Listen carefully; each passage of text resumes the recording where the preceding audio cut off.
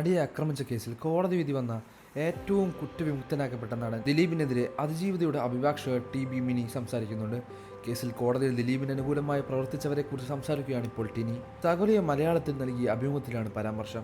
ഇനിയൊരു പെൺകുട്ടിയും ഇങ്ങനെ കേസ് നടത്താൻ ധൈര്യപ്പെടില്ല. അത് തന്നെയാണ് ഹെമ കമ്മിറ്റി റിപ്പോർട്ടിൽ സംഭവിച്ചത്. സമൂഹം കല്ലെറിയുന്നത് പെൺകുട്ടികളെ തന്നെയാണ്. ആണുങ്ങൾക്ക് സ്വീകരണമാണ്. ഈ കേസിലെ വേറൊരു ആളാണ് ഫോൺ നശിപ്പിച്ചു എന്ന് ഞാൻ പറഞ്ഞ വക്കീൽ. ഹൈക്കോടതി ഡിസ്ചാർജ് ചെയ്തു കൊടുത്തു.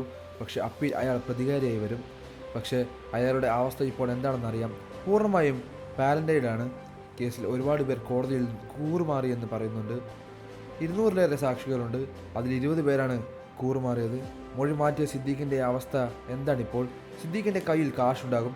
വീട്ടുകാർ വേണമെങ്കിൽ അക്കാഡമിക് ചെയ്തിട്ടുണ്ടാകും. പക്ഷേ തങ്ങളുടെ മാനം പോയോ?